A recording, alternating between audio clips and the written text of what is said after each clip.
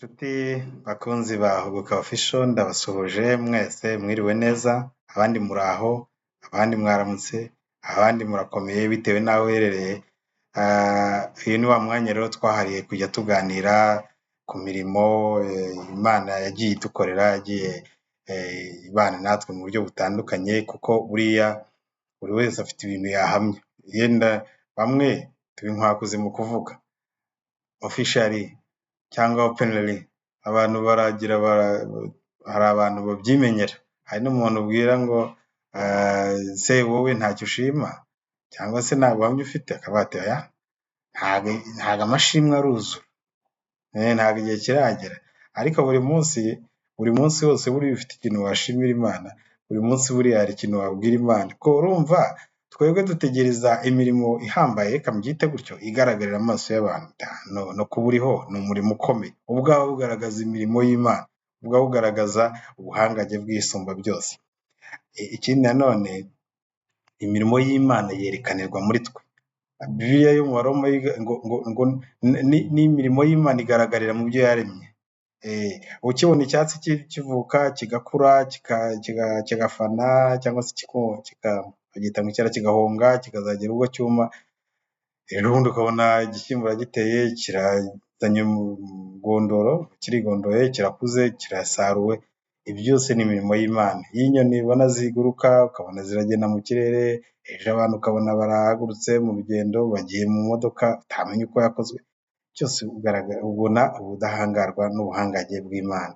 Rero ntabwo twakomeza ikiganiro tutayishimiye. Mureke dusenge tuyibwire ngo Mana warakoze, ariko kandi tunayereke n'ikiganiro tugiye kuganira kugira ngo dukomeze. Mana turagushimiye mu izina rya Yesu, uri Imana yacu, tubeshaho, niwe uduha ubuzima, niwe wagiye unaturinda, twese turiho nk'uko wabishatse. Umuntu abaho mu bitangaza, agakurira mu bitangaza, agasazira mu bitangaza, kandi ibyo wakoze ntitwabirondora, kuko hari ibyo tumenya, hari n'ibyo tutamenya, gusa tubahe mu mirimo ikomeye yawe. Rero tubashishe dukomeze kugira umutima uzirikana ineza yawe, kandi ibyo tuganira nabyo ureke bigire umumaro buri wese ubyumva, buri wese ubibona. Icyubahiro kibe cyawe mu izina rya Yesu, amen. Ni Vincent rero Nkundimana, inshuti yanyu, kandi nongeye kubabwira yuko mbishimira mwese abantu bakurikira Huguka Official. Ni urubuga rwiza, ni urubuga tuganiriraho, ni urubuga twahisemo gukoresha gutya kugira ngo twibuke yuko burya turiho ku bw'imbabazi z'Imana no ku bw'imbaraga z'Imana. Hari umuntu erega hari ibintu Yesu yigeze kubwira abigishwa, arababwira ngo erega nta kintu mubasha gukora mutamfite, nta kintu mwashobora gukora mutamfite. Kandi tugira ngo dufite, hari igihe ugeraho ukagira ubutunzi, kubaka amazu, ugatera imbere, kwiga byinshi, ukagera kuri position runaka mu mibereho, mu kazi, ahantu hatandukanye, ukagira icyubahiro mu buryo butandukanye, kumva nyine urakomeye. Nibyo urakomeye, ariko ukwiye kumenya ko hejuru ya byose hari Imana yimika abami, iha abantu kwiga, ifasha umwana agakurira mu nda y'umubyeyi, kurera uri imfubyi, ikagufasha uri umupfakazi. Hejuru y'ibintu byose hari Imana Isumba byose. Hanyuma rero inshuti zanjye, murabizi yuko twavuganye yuko tugiye kuganira guhera ku cyumweru kuri 18 z'ukwa munani. Abantu bagifungura iki kiganiro cyangwa se bagihura n'ikiganiro iki ngiki cya episode ya 5 cyangwa nk'igice cya 5 kuva natangiye gutanga ibi biganiro, najya mbabwire yuko reference yari tariki ya 17 z'ukwa munani, aho nizije anniversaire yanjye. Hanyuma narababwiye ni guhera rero kuri 18, guhera kuri 18 kuzakomeza tugiye kujya tuganira, kandi tugerageza nubwo kabara ikiganiro cy'iminota 5, 2 se, umwe se ari shorts, tuzagerageza kugenda twibukiranya imirimo y'Imana. Dushobora no kutavuga gusa ku buzima cyangwa ku mikurire y'abana n'ikindi kuzagera ukuze ukaba musaza, ahubwo tukanaganira no ku ijambo ry'Imana, ku byose tubeshejweho nayo. Muri ibi byigeze kuririmba ngo twibeshejweho na Yesu muri byose tubonera mu isi, iyo twamamaje ubutumwa niyo nyungu yacu y'ukuri. Rero umunsi ndashaka kubaririmbira utuntu dutoya hanyuma tukabona gukomeza tuganira ku mirimo Imana yakoze, kandi munyemerere tujyane tubane urugendo twatangiranye tuzarukomezanye, nabivuze ngo tuzarusozanye tuzakomeza tuganira, ni uko gusa twihaye gahunda ngo uyu mwaka tugiye kujya tuganira ndetse ibiganiro byinshi twibuka imirimo Imana yadukoreye. Amen. Ngiye gutangira akaririmbo gato cyangwa agace k'akaririmbo gato kavuga ngo uhoraho n'amanangazwa cyane n'ibyaremwe n'ibiganza byawe, inyenyeri no guhinda kw'inkuba byerekana ububasha bwawe. Mwami Mana ndakuririmbira, uri nkuru.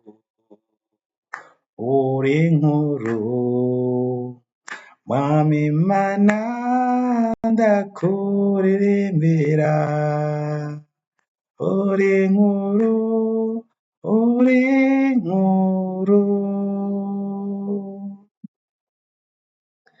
Imirimo yawe Mana yose irahebuje, ibyo ukora byose Mana byose birahebuje, nicyo kidutera Mana guhora tukuririmba, tuvuga ibitangaza imirimo wakoze. Nicyo kidutera Mana guhora tukuririmba, tuvuga ibitangaza imirimo wakoze. Amen. Ni Imana yakoze imirimo ikomeye mu kubaho kwacu. Reka mbabwire amakuru, sinzi niba abantu bose bayazi, ariko hari utuntu nigeze kubona tuntera kuzirikana ibi bintu mbabwira nka kabiri cyangwa kubyumva cyane. Twavuze urugendo rwo gukura uhereye mu gusamwa, kurira mu nda y'umubyeyi, mu kuzavuka, mu kuzonswa, mu kuzatangira gufata imfashabere ku mezi 6, kuzakura utangiye kwiga utuntu dutandukanye, ukamenya utuntu kugera ku mwaka umwe. Uyu munsi twavuze ngo turahera ku mwaka umwe dukomeze tugere ku myaka 5. Ariko reka mbabwire, muzi yuko buriya abana bose, akantu ntabwo nakavuze, abana bose uzi ko atari ko bavuka ibiro byuzuye? Ese ugira ngo abavuka ibiro bituzuye niko bose bapfa? Uzi ko hari abana avuka bakamushyira muri bya byuma bifasha abana gukura, kuveze, nabyo ari ubuhangange Imana yahaye abantu ikabigisha utwo twose kugira ngo ibungabunge umwana wayo yaremye. Uzi ko noneho hari uvuka afite ibiro bike cyane, bagasaba nyina yuko azajya asimba akaza akamuryamisha mu gituza cye, akaba ari nk'amuseguye cyangwa akamufubika, afite contact direct n'igituza cy'umubyeyi, nta kindi abamugaburira, nta kindi cyihariye, ariko iyo contact y'umubyeyi igatuma umwana akura, ibiro bikiyongera. Ndakimbibona. Akavuga ati rero ni metode bita ngo ni kanguru cyangwa kangaro, akavuga ati fata umwana umushyire mu gituza, use n'umuhetse kurya umushyira mu mugongo, noneho ntumushyire mu mugongo, ahubwo umushyire mu gituza cyawe, umwana akabaho neza. Iyo ni imirimo y'Imana. Sasa ubushyuhe buri inyuma bitari mu nda, umwana akuze ate, umwana yongera ibiro ate, amagarama ate. Ikindi gikomeye, buriya hari ubuzima tutajya tureba cyane, ariko buriya wasobanura ute ukuntu hari ibintu bigenda ryari, ubundi ibi byikoze bite, byagenze bite? Rero uyu mwanya nagira ngo duhere kuri ya mezi 12 twafungiye hejuru, cyangwa se cya kiganiro twagiranye, turebe ubundi kuva ku mezi 12 cyangwa kuva ku mwaka kugeza ku myaka 5, ama etape y'imikurire ku mwana cyangwa intambwe atera kugira ngo agere kuri cya gihe. Ubundi imirimo y'Imana igaragara ite? Reka duhere ku mezi 12. Aha twavuze ngo umwana atangira kugenda, bishobora kuvuga nibura amagambo 3 twifashishije urubuga cyangwa se magazine yitwa ngo ni Cosmo magazine, aho batwereka imikurire y'umwana guhera avutse kuzageza ku myaka 5, ariko twavuze ngo turahera ku mwaka tuzamuke tugere kuri 5, kuko kugeza ku mwaka ejo twari twahavuze. Noneho uyu mwaka rero twavuga ko umwana atangira kuvuga amagambo nk'3, ushaka kumubwira bati mwana kora iki, akabyumva, wamubuza iki akakireka, ubwo yaforose ariko akabikora asa n'useka, asa n'uhimana, ariko kandi aba yabyumvise. Ikindi buriya ashobora kwigana abandi bakora, arakopera cyane. Uriya mwana ashaka kureba icyo ukora, icyo uvuga, icyo ugira ute, cyose agerageza kukigana, gutega amatwi, ijisho akariguhangaho, wamurebye nabi ikijisho akaba yabibonye, waba ugize gutya, ibintu nk'ibyo. Ikindi nanone buriya mwana iyo bamusize ararira, ntabwo wamushushanya cyangwa umubeshye, aba yabibonye kuko wamucitse. Noneho ku mezi 15 cyangwa umwaka n'amezi 3, umwana ashobora gutangira kwiruka. Kwiruka bivuze iki? Ashobora kwirukaho, ashobora kunywa akoresheje igikombe no kwigaburira akoresheje ikiyiko. Aha ni umwaka n'amezi 3 twarimo tuvuga, ariko byose nyine hari umuntu hafi ye wanamufasha cyangwa wamushyigikira. Noneho rero ku myaka 2, umwana, ikinyamakuru kivuga yuko ashobora kurira ingazi cyangwa esikariye cyangwa amadarajya.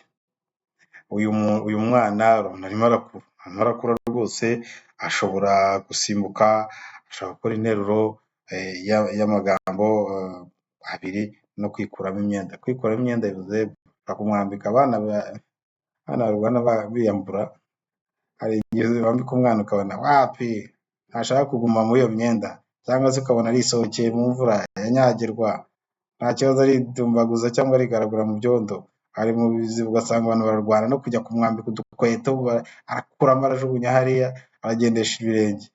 Twebwe rero mbabwiza ukuri, kera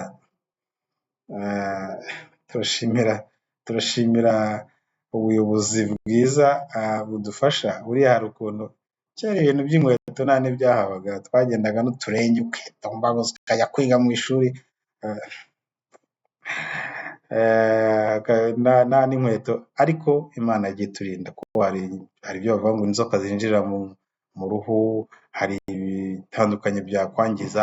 Abana bajya mu biziba, imvura yaguye bakajya bagacapana, bakagira bati uzi ibintu babarya, uzi iki kigera abana utuntu babarya, bavuze ngo ni abyita ngo ikira, babyita utuntu twose ahuye no twashyira mu kanwa. Ibyondo ararya, ubuki, ikaramu akarya, akantu kose umuhaye ararya. Mutekereze namwe, wasobanura ute ukuntu hari ahantu waharenze? Uzi ibintu umuntu arya akiri muri iyi etape y'imikurire ku myaka 2, umwe n'iki? Uzi ibintu urya? Uzi ko umwana arya ibintu byose aba arya ntacyo bimubwiye? Ntawe ataragira ubwenge bwo gutekereza ko byamwangiriza. Ariko Imana naho yarahagucishije, twese yaraducishije. Abantu benshi twarwaraga inzoka za sikarisi, zaki, ariko Imana yaraturinze, turiho, turi abantu bakuru, nawe uriho, twese turiho, Imana ishimwe. Hanyuma rero ku myaka 3 umwana ngo abasha kwitwarira igare ariko ry'amapine atatu. Urabona hari ukuntu hari utugare dukoze ku buryo inyuma hari udupine tubiri, imbere hari kamwe. Aka kajyaho ukamwigisha uko bagatwara, uko bakagendaho, akabishobora rwose. Ashobora gushushanya uruziga, akunda gukinisha ibikinisho, ndetse buriya interuro y'amagambo atatu umwana ashobora kugira, ashobora kuyikora bivuze ko ashobora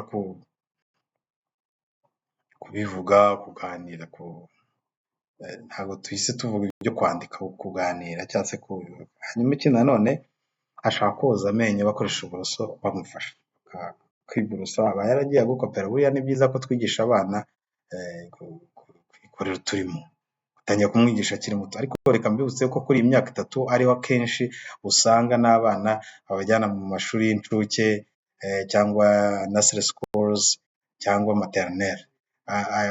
Ni byiza ko abana bacu mu gihe tugezemo bagezwa ku mashuri hakiri kare, bakiga bakiri bato. Birafasha hanyuma ukanamukurikirana, biba byiza cyane. Noneho rero ku myaka 4 ikinyamakuru cya Cosmos magazine cyo kiravuga ngo ashobora no gushushanya mpande enye, ariko noneho ngamenya amabara n'imibare imwe n'imwe. Akunda no gukina n'abandi. Hari ikintu kinsekeje nuko hari utwana usanga twatawanyitse, twagiye turi hafi aho kakabura rwose, kana kagiye ko kandi kabonye kandi kishimiye hafi aho kagucitse. Nyine mpita nibuka kera ibyabaye, yaba ari kuri twe tukiri bato, yaba ari abana umuntu yagiye abyara akishimira gutabanyika. Ku myaka 5 rero umwana atangira kwigenga noneho, akajya akirirwa hafi aho muri quartier kigendeye, wagira ndanze rwose. Ubona wanamucyakona akagaragaza ko burya atanishimiye n'ibyo bintu urimo ugira. Ariko bisaba nyine ko umumenyereza inzira akwiye kunyuramo akiri mutoya, akazarinda asaza atarayivamo. Niko ijambo ry'Imana rivuga, kumenyereza umwana inzira akwiye kunyuramo. Buriya hari ukuntu bavuga ngo umwana apfa mu iterura. Iyo utamwigishije akiri muto, hari igihe wisanga buriya ibintu urimo ujya gukosora ibintu nyuma bidashobora kumuhindura rwose, barakererewe. Turimo turavuga imirimo y'Imana, kurya atabanyika, kurya agiye mu baturanyi, kurya agiye ku muhanda, ubwana busimbuka bukava mu rugo nawe butuye umuhanda bukaba burasimbutse bwambutse umuhanda. Hari amagare abahaca, imodoka se zirahaca, abagizi ba nabi bose ntabwo ariko ari bazima, bakamuhemukiye, yahura n'impanuka, yahura n'iki. Ariko reka mbabwize ukuri, ubu koko ntabwo muzi yuko buriya ubuzima bw'abana buri fragile. Erega na biriya byondo twavuga na bya biziba yahuriramo n'umusonga. Erega na hariya tuvuga ngo yakinira muri ibyo bizi by'ibiziba, yahuriramo na za ndwara zinjira mu ruhu, yahuriramo n'ibyago byinshi. Erega n'amazi yamutembana, erega yanapfa. Ariko Imana yaraturinze, nawe irakurinze, yanakurindiye n'abana rwose, ikwiye icyubahiro iteka ryose. Rero reka mbabwire, hari ibintu umuntu atavanga arangiza, ariko sinasoza ntavuze akantu, kubera ko nababwiye ko akenshi igihe mba numva nifuza ko twaganira nk'abantu, ariko tunabyerekezaho. Kuri iyi myaka 5 sorejeho, cyo ubwanjye ndumva hari igihe nigeze kubivugaho gatoya nitambukira, ariko nigeze kurindishwa Masenge. Mama yaragiye hirya aho bita ku ishyamba rya za Kibaye za Mugombwa, hari imirima yacu, amasambu yacu atari na mutoya. Hanyuma ngeze nari nanahazi, nagendaga bampetse ariko mbona icyerekezo ducamo. Ariko iki gihe Masenge yari aho ngo baramundindisha, baragiye kureba inka, naho byari bigenze bite simbyibuka. Papa we yari yagiye ku karere, yahoze ari komine y'Umuryango, ndamucunga ndebye ahantu najya mukurikira ibintu avuga, uyu munsi nzajya iyo ngiyo za Kibaye. Naciye inzira najyaga mbona bancanamo bampetse, mpita ndiruka rwose, ngenda imvura inamfatira mu nzira, ndirukanka ariko nyuma ngenda ndira inzira yose. Ngere hirya ku Nkubi, ubu ni mu murenge wa Mukura, hirya gato y'umurenge ahantu wubatse. Umukecuru aza kunyumva, umukecuru wari uri aho ngaho, utananzi, haza yirukanka, ntiyitaye ku mvura, ntiyitaye ku ki, arava dore se mwana ni ibiki, papa yitwa nde, ndamubwira na mama byose, nyuma agira ngo papa ni umugabo wari utuye muri ako gace nawe yitiranwaga na papa, bati ndakujyana kwa papa nta kibazo rwose, ntugire ikibazo mwana, nuko aranjyanye, ngira ngo yanyambuye bya byenda byari bimeze ukuntu, nari nanyagiwe ahari, nari nanyagiwe, aranyorosa mu biringiti, kuryama ndisinzira ngo bwazamupfa. Ishusho yabo muri urwo rugo ndayibuka, ibivoka byahubaguritse bigwa mu rugo, masenge yaje gukanguka kwishitura cyangwa gushiguka asanga ntagiye, arirukanka ashakisha, nyuma aza kuza mu cyerekezo nari ndimo, nyuma rero yaje kugira umugisha aza kumbona, ndashimira umubyeyi ntabwo akiriho, ndavuga umukecuru wangaruye, kubera ko sinzi ahantu nari kugarukira, nashobora no gupfa, amasaha aranakuze, ndimo ndajya ahantu ntazi, ku gace sinkazi, kuva aho nari ntuye kuzagera aho ngaho za Kibaye ni kure cyane, abahazi barahazi, mu karere ka Gisagara, umurenge wa Mugombwa, hirya iyo, ibyo bintu ntabwo ushobora kubyumva, ariko ni Imana yatumye wa mubyeyi, ntabwo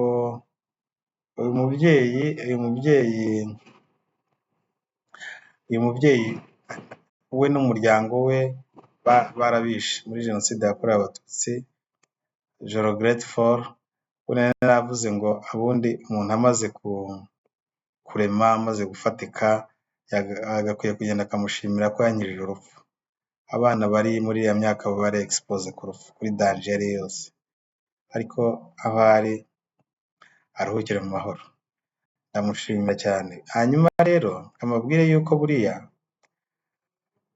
tuba twaraciye mu bintu